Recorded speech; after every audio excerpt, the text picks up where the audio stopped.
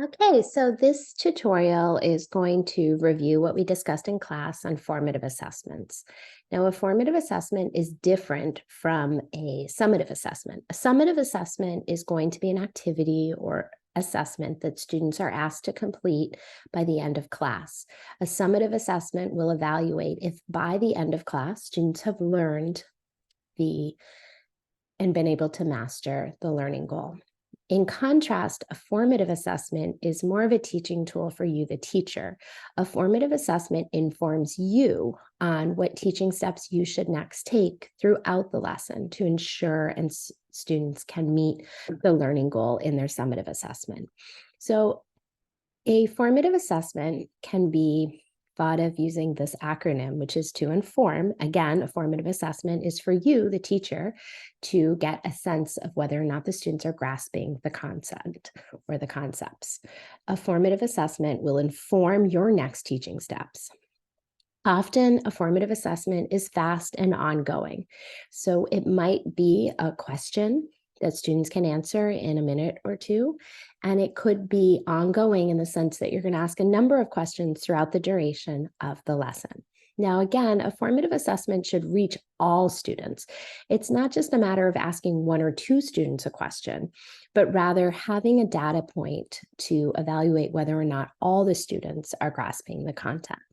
And lastly, the formative assessment should align directly with your learning goal, your objective, your WALT, which should also align with the standard.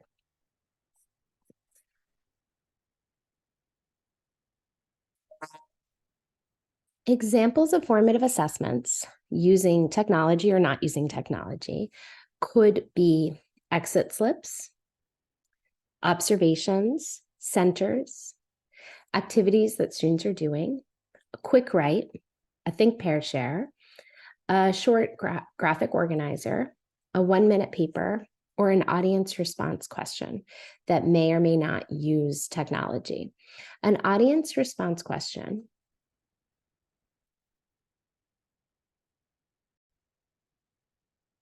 Okay, examples of formative assessments can include the following. A classic one is a hold up, where students can hold up a dry erase board or a colored piece of paper and share their answers. Typically, this is anonymous if you're asking the students to share their answers and all look forward so they can't look at each other's answers. Observations are opportunities for teachers to walk around with a checklist and assess whether students are participating, whether they're engaged, and whether they are able to grasp the skills and content knowledge. Centers are opportunities for us to formatively evaluate whether students are meeting the learning goals by eavesdropping in to their conversations to see whether they are understanding the task.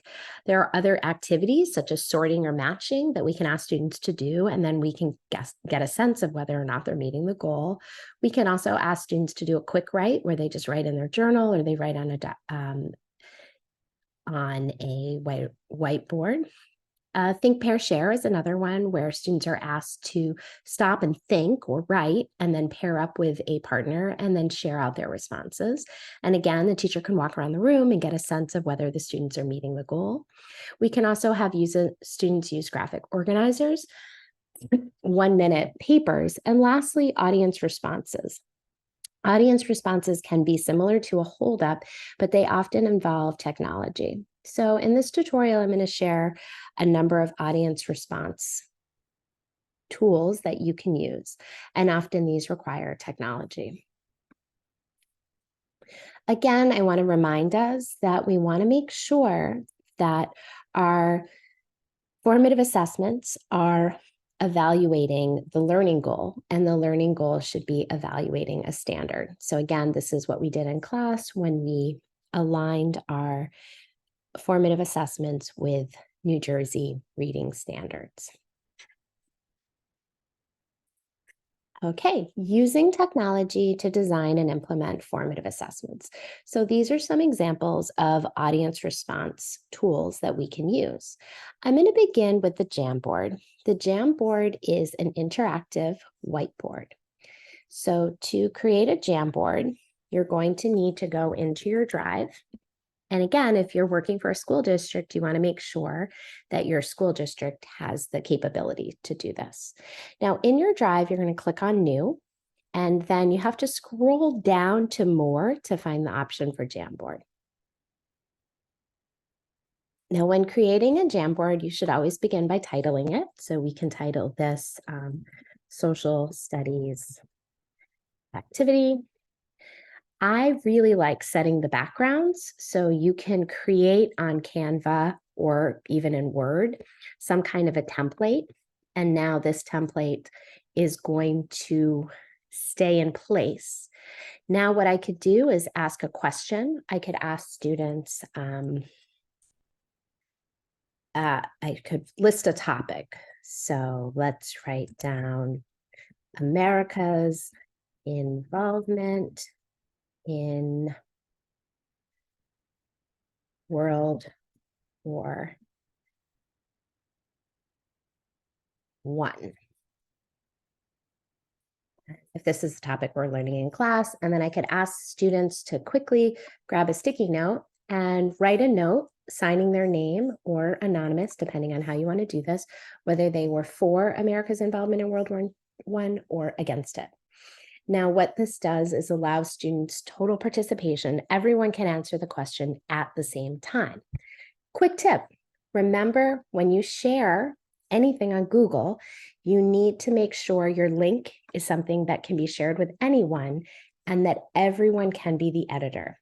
So you always want to check not only that it can be shared out, but also that everyone can be the editor. Then click on copy link and you can put this in students' Google Drive, or you could email this to your class if they all have Chromebooks.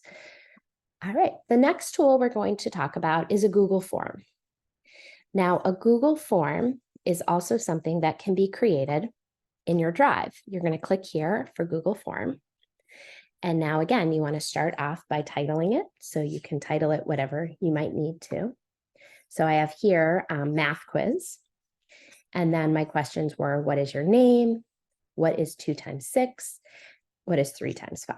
So these were the questions that I was going to have the class work on. Now, remember when using Google Forms and making it a quiz, you have to go to settings. Settings are 3 over. You can click to make this a quiz, and you can release the grades immediately after each submission or later after a manual review. There are pros and cons to each approach. It really depends whether students can see each other's work, whether they're having an opportunity to have conversations, or whether it's actually a silent task. Now, when you create your questions,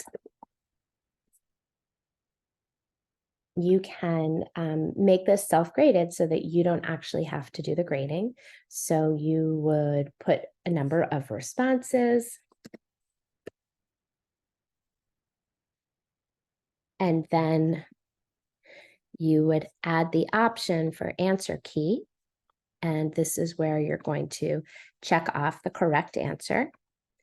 And you also have an opportunity to add feedback. So you could let students getting the correct answer know why it was the correct answer, or the incorrect answer you could share out. You could also share a link to a video or a website if that's helpful for students. Now, once you receive the results, you are then going to have data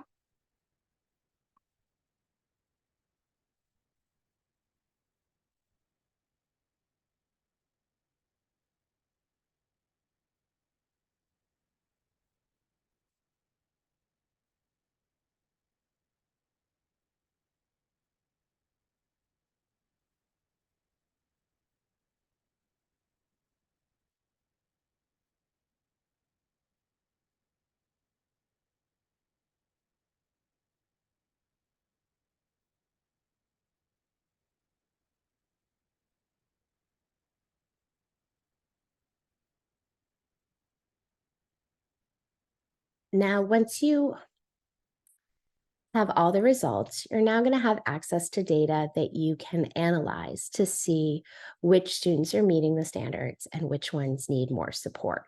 If I were using this as a formative assessment in my math classroom, I might then create groups based on the students that are still struggling versus the students who are able to move on to the next task. Now, the students who are still struggling, I need more information from them. I need to know their process. I need to know their misconceptions. This formative assessment was a quick snapshot to give me a sense of who's grasping it and who's not grasping it. A formative assessment doesn't always answer the question of why they were able to or not able to grasp it, particularly if it's multiple choice and does not allow for data to be able to analyze their thinking process.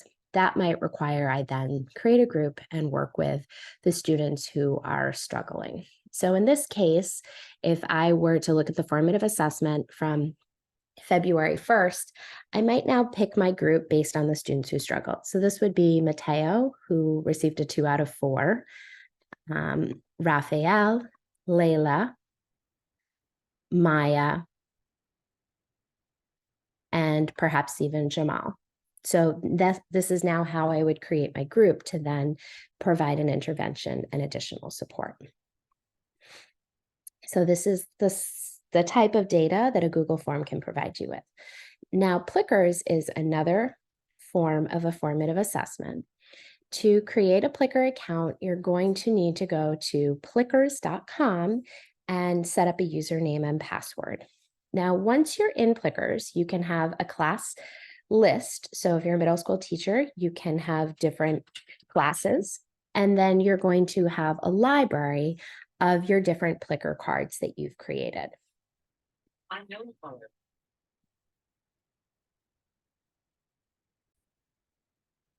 So to create a new Plickers set of questions, you would click on New Set.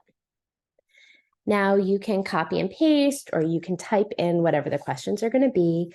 Perhaps it's the same as before. What is 4 times 5? And then you could have a number of options: 21, 18, 25, and 20. Once you've determined the correct answer, you'll color that as green.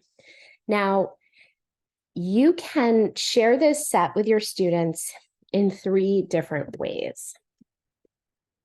You can teach the class. So you can teach the class remotely. So you're going to play now. I'm going to give it to this class. These are my students. When it's in e-learning mode, you don't see the results that they have. There's also hybrid mode, so that I can see who's getting it right or who's getting wrong. And then I can also just use it on my cell phone and download the app. And I would scan it up on the screen so the students can see the questions. And then they can use QR codes. So to show you what that might look like, these are kids holding the QR codes up. And then the teacher is going to use their cell phone to basically scan the entire room. I would say, in my experience, this can be done in about 30 seconds. Not everyone lifts at the same time. So you might want to say to the students, give them a timer and say, don't lift yet. Now everybody lift in 5, 4, 3, 2, 1. And when they're holding them up, you're going to have to teach them how to hold them steady so that you can get a quick snapshot of how everyone's doing. As you can see here, it will highlight the names of the students. And if they have red, they got the question wrong. And if they got green, they got the question correct. Okay, so that is how Plickers works. Formative is a bit fancier, I would say, but it provides you to ask, it allows you the opportunity. Okay, formative is a bit fancier. It has more capability to diversify and vary the types of questions that you're going to ask. So when you create a formative assessment, well, first of all, formative has much more capability to vary the types of questions you ask, also to input previous assessment documents such as PDFs or documents. You can import a Google Doc, or you can import Google Slides. You can even enhance a video and embed questions into that video if you're teaching asynchronously. So when you create what's called a new formative, you would click the plus button here. You now have options for all the different types of question types. Whereas Plickers, you could only do multiple choice questions. With formative, you can have short answer. So you'd be able to understand their process much more. You can have students respond with audio. So if you're evaluating fluency, you could have all the students in the class read the same passage, and then that way you'd be able to hear their fluency. You can have them upload images. I really like, for the younger grades, the drag and drop option. There's fill in the blank. So there's lots of different options that I haven't even played around with. But if we were to do a simple one, such as short answer, I would write my question here. What is 4 times 5? I could ask students to show their work. I could use a rubric. I could make this a required question. I can even add a hint to assist them. And now I'm going to, the way that they would respond, I'm going to select that this is short answer. So I can add the correct answer. And then I can have another one here. What is 3 times 5? And again, I can type in the correct answer, and my understanding is now it will be able to evaluate and be able to grade for me. Similarly, with a multiple choice question, what is 4 times 2? Add an answer choice. So I can have the answer choice 2, 3, 6, and 8. And then I can indicate that 6 is the correct answer. Now I can assign this. This can be student paced. I can make this available for guest students, or I can add a list of students who are in my class. Now I'm going to copy and paste this hyperlink, and I'm going to go into a different account so we can see what this looks like from the student perspective. I'm going to add my name.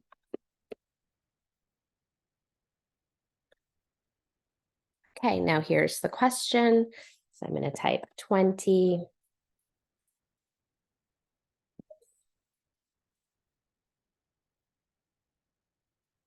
Right, and now I have one incomplete answer. I'm going to submit it anyway.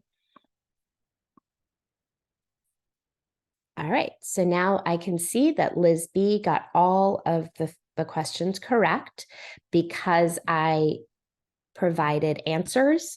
I'm able to see that. Now, in the case of open-ended questions, students creating an audio or a movie response, I wouldn't be able to have it self-graded, but in this case, I was.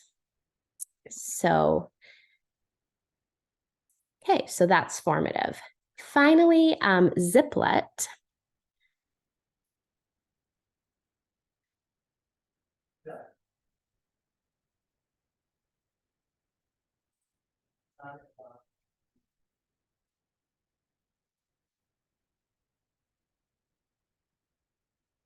Okay, finally, Ziplet is the last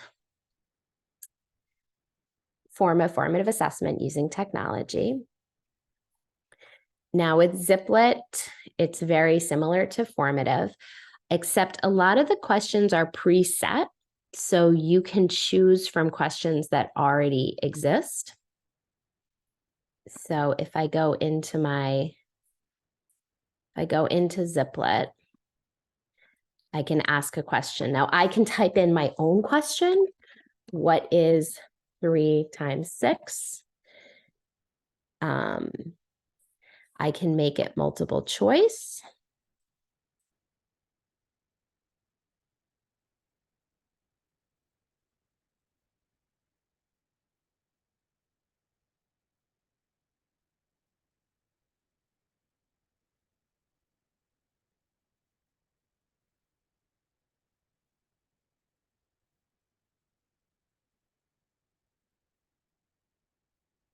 I click next.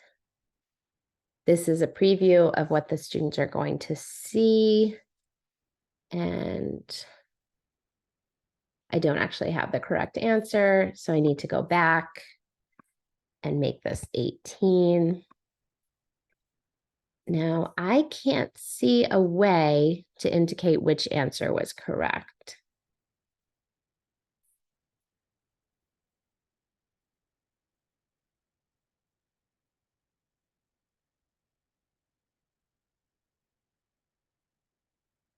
I'm going to...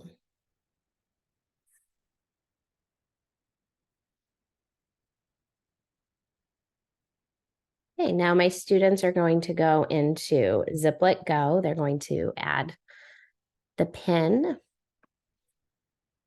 going to share my first name. And now I'm going to share answer the questions.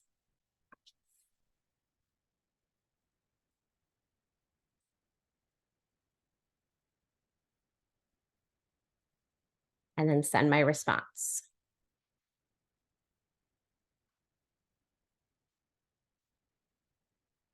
Now I can see my students' responses, and I can click on them. So for 3 times 6, I'm going to click on this question. I can see a visual graph of what answers the students selected, and then I can see individual responses. Now, I haven't yet figured out if, like formative, I can align a correct answer to each question. So today was just a quick overview. For your assignment, I would like you to create one of these 5 formative assessments using one of these. Okay, and so that's just a snapshot for today for your assignment. Okay, so that's just a snapshot for today. For your assignment due on Monday, I would like you to use one of these 5 programs to create a formative assessment that aligns to a New Jersey standard. And feel free, if you would like, to play around with ChatGPT as well. However, this might be enough technology for this week. Please reach out if you have any questions or concerns, and I'm looking forward to giving you some feedback on your formative assessments, and hopefully we can share them out the next time we meet in person.